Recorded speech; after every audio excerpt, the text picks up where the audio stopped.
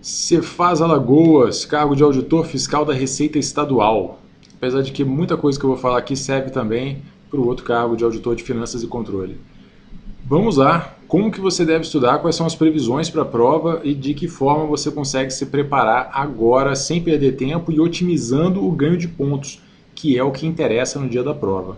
Vamos lá, primeira coisa, essas informações que estão aparecendo aqui inicialmente são da prova de 2002, é a última prova que a gente teve desse cargo e elas servem para balizar aí algumas das possibilidades de distribuição de pontos para a próxima prova, ok? O edital é antigo, mas a gente está falando do mesmo órgão e da mesma banca, então tende a não fazer uma coisa radicalmente diferente.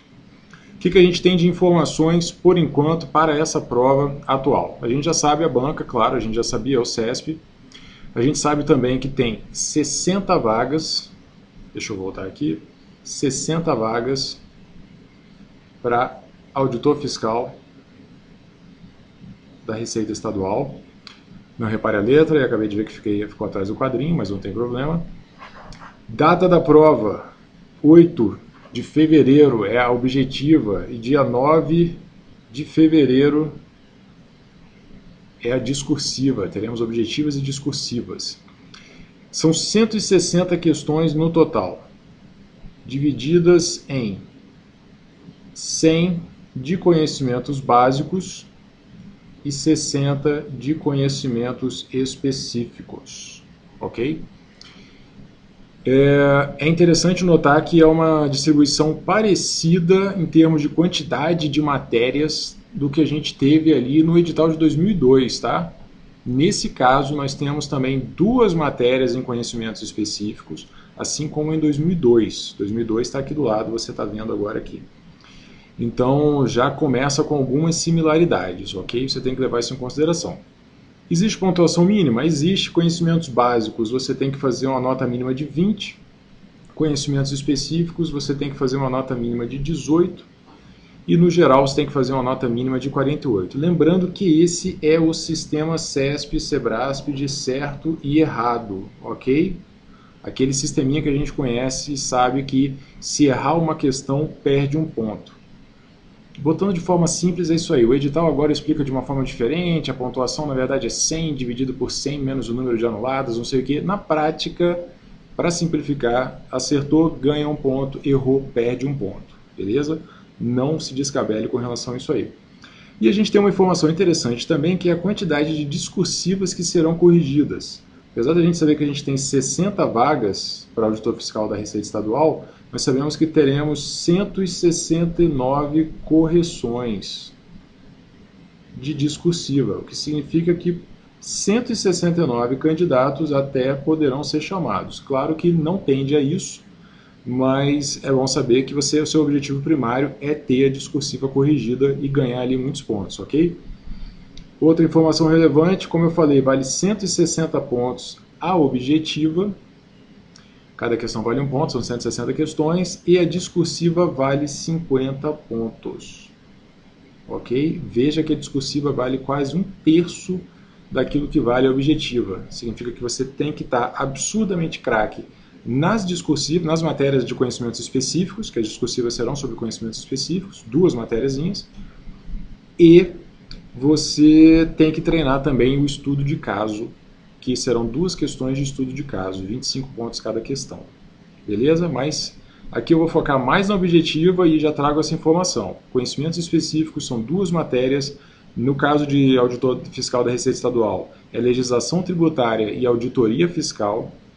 Ok? A AFC também são 2 matérias, que é contabilidade pública e finanças públicas. Você tem que estar absurdamente craque nessas matérias, mandando muito bem, sabendo todos os detalhes. Aí sim, todas as decorebinhas, nome de lei, número de lei, aquela coisa toda, artigo, né? Tudo bem preparado para essa prova discursiva que vai ser muito importante. Mas não deixe a objetiva de lado, que se você for mal na objetiva, você nem chega na discursiva. Esse equilíbrio é uma coisa que você tem que aprender e é uma coisa que vai vir com a experiência agora na sua organização pós-edital. Ok? Conhecimentos específicos é tão importante que é também o primeiro critério de desempate. Anota em conhecimentos específicos. E o segundo critério de desempate é a quantidade de acertos em conhecimentos específicos. É muito importante. O terceiro critério é a nota na discursiva. que é sobre conhecimentos específicos. Então está muito claro que essas duas matérias são o que a banca considera de mais importante. Mas vai ser uma briga de foice no escuro e vai estar todo mundo catando cada pontinho possível na hora de brigar para essa prova aí, ok? Se você não conseguiu ver o conteúdo programático inteiro, você vai ter que escolher de alguma forma os assuntos, dar prioridade a uns assuntos ou a outros. Eu vou falar um pouquinho sobre isso aqui nesse vídeo. Inicialmente, no meu site profdiogomoreira.com.br, deixar escrito aqui, você tem mais técnicas de estudo e você encontra também o meu e-book para o Cefaz Alagoas. Esse book já está na loja, já está à venda, e para quem estudou, para quem já comprou ele antes, vai receber a atualização agora pós-edital gratuitamente, e para quem comprou antes, parabéns por ter se preparado antes. Nesse book eu trago tudo que eu falo aqui de forma mais completa, mais explicadinha, com detalhes, exemplos, ciclos de estudo, como fazer as revisões periódicas, aquela coisa toda, e trago também essa análise aqui, que é uma análise estatística dos assuntos mais cobrados pela banca para cada matéria. O CESP, na área fiscal, cobra esses assuntos mais para cada matéria. Eles são organizados aqui nesse cantinho, você consegue ver, eles são organizados em percentuais de incidência. É uma análise estatística, não há nenhuma garantia de que vai haver um segmento disso aí no futuro, mas a gente está identificando tendência da banca. Por exemplo, se você não estudou nada de raciocínio lógico ou tem muita dificuldade nessa matéria, conjuntos é aquilo que a banca cobra com mais frequência. Então, estude isso, né? Melhor você estudar isso do que lógica de argumentação, que é uma coisa que cai em 1,8% das questões, enquanto essa primeira aqui cai em 29% das questões.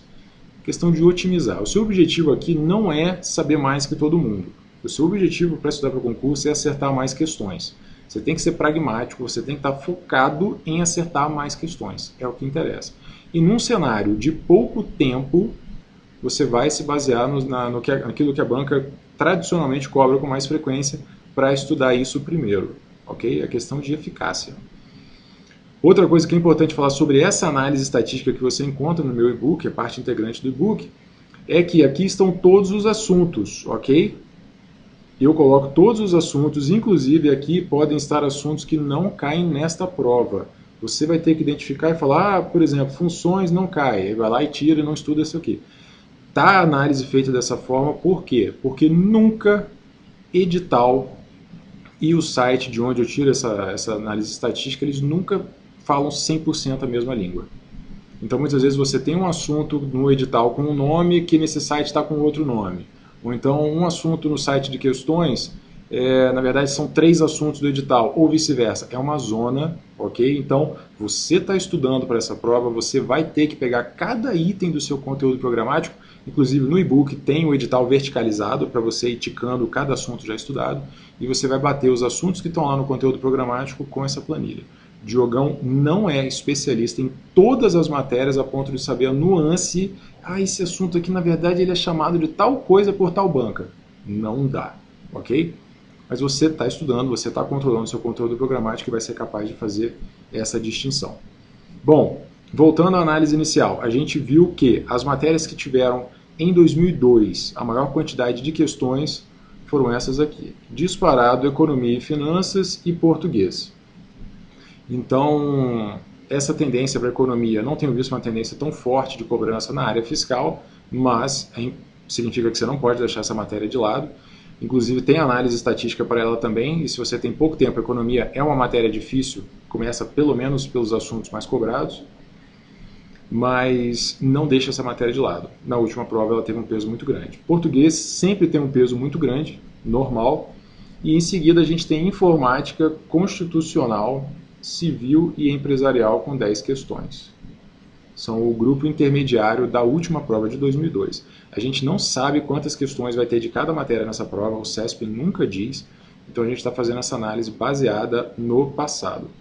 E as matérias com uma importância muito menor na última prova foram algumas exatas, graças a Deus, você deve estar muito feliz, direito penal, ética e direito administrativo. A surpresa aqui é direito administrativo ter um peso tão pequeno, isso não é normal, tá? Direito administrativo normalmente tem uma cobrança um pouquinho maior.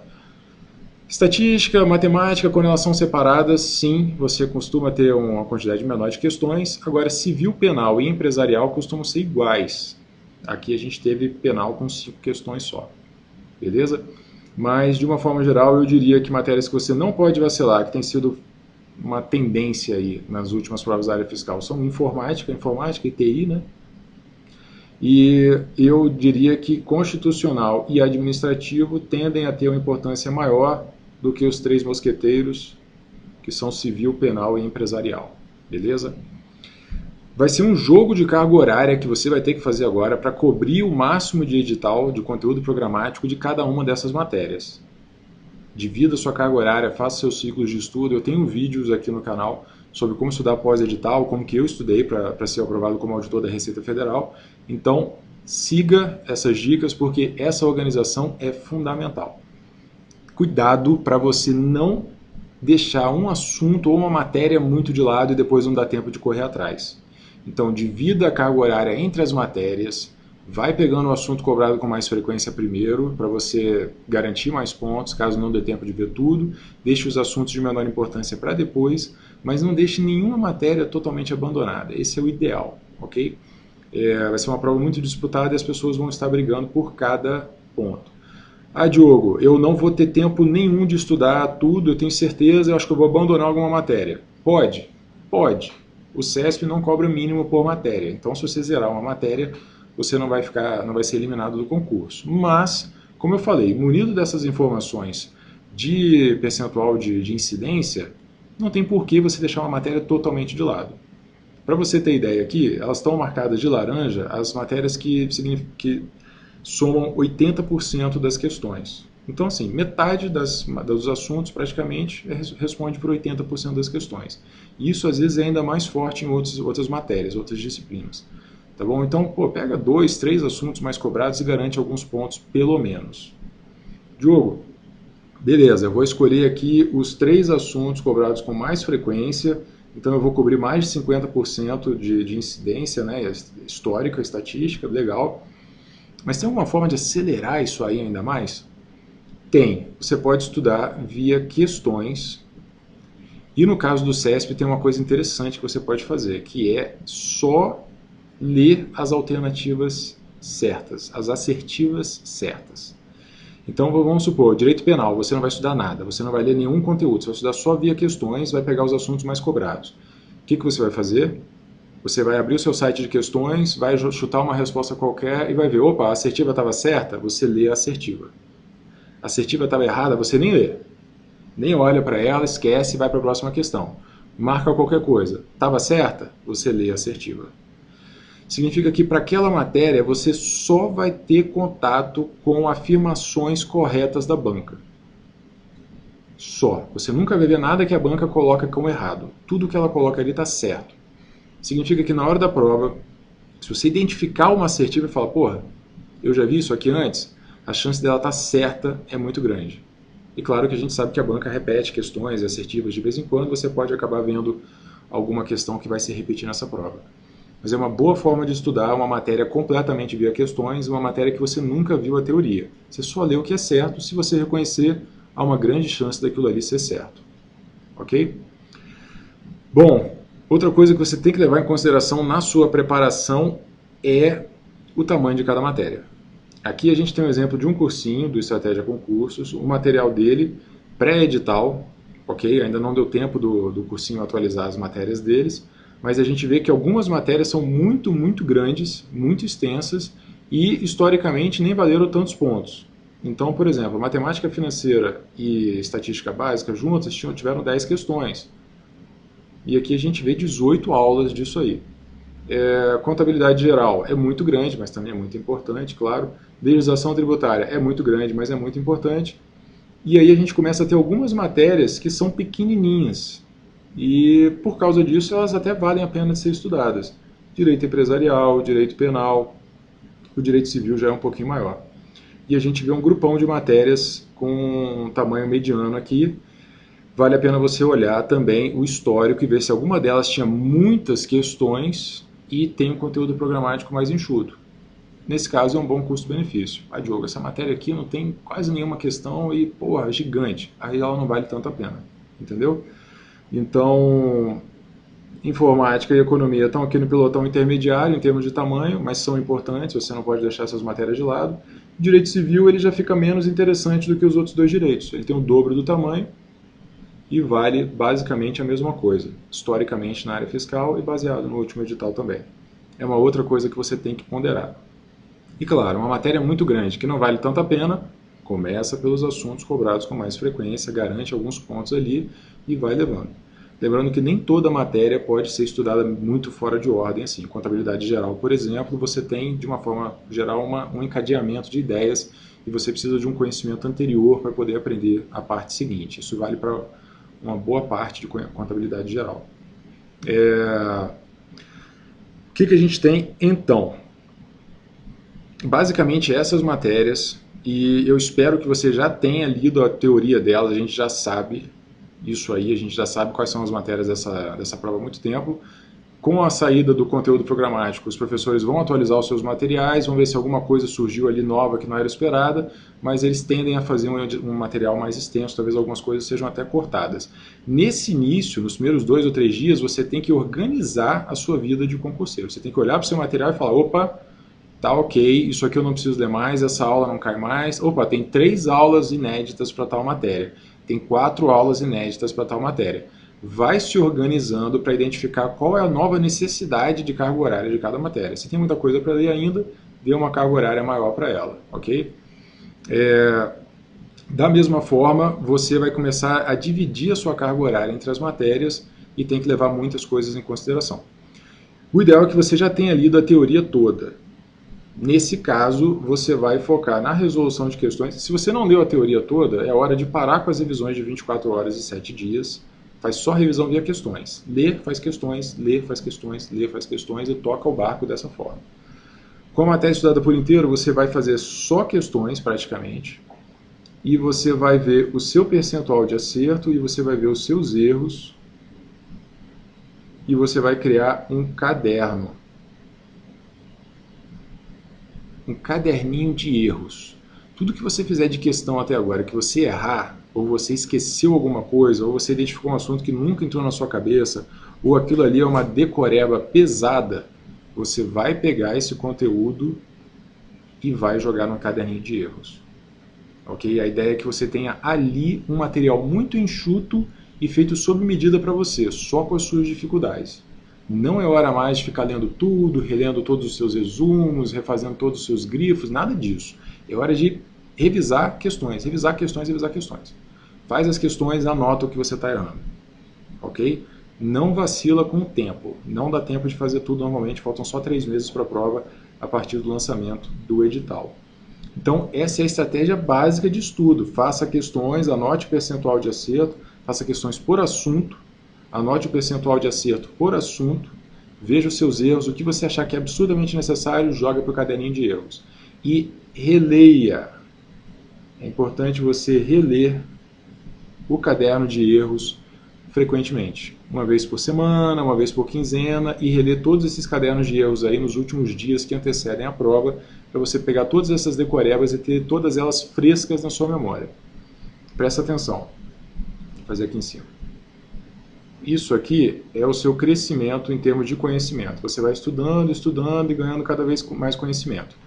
No dia da prova, se você tem um caderninho de erros, você tem todas as decorebas à mão, nos últimos dias você relê todas as decorebas, você lembra até de coisas que você não entende, o seu nível de conhecimento dá um salto. E você faz a prova e depois volta ao normal e esquece. Esse dia aqui é o mais importante, é o dia da prova. É isso que interessa. Então, com o material organizado, com o seu caderninho de erros, você vai conseguir pegar todas as decorebas e lembrar no dia da prova. Ok? Gente, lembrando mais uma vez, meu site profdiogomoreira.com.br, lá você encontra os meus e-books, tem um link na descrição e tem um link também nessezinho que está aparecendo aqui no alto do lado da minha cabeça. Clica e dá uma olhada no e-book, ele tem essa análise estatística, ele tem todas as técnicas de estudo por escrito, ele está sendo atualizado a partir do lançamento desse edital. Se você está vendo o vídeo no dia que eu lancei, por exemplo, ainda não está atualizado, compre mesmo assim, você vai adquirir o e-book atualizado gratuitamente e você vai ter os dois e-books. Você vai ter o antigo, pré-edital, que é bem completão, e você vai ter o pós-edital, que é um e-book mais enxuto e focado nessa preparação de reta final. Ok? É isso aí, é um prazer ajudar vocês, espero que esse vídeo tenha trazido alguma luz sobre essa preparação. Se você gostou desse vídeo, clique em curtir, por favor. Se você conhece alguém, que se inscreva no canal para receber mais notificações e mais vídeos legais. Se você conhece alguém que está estudando para essa prova, manda esse vídeo para ela e me ajuda a espalhar essas técnicas de estudo. Beleza? Um grande abraço e até a próxima.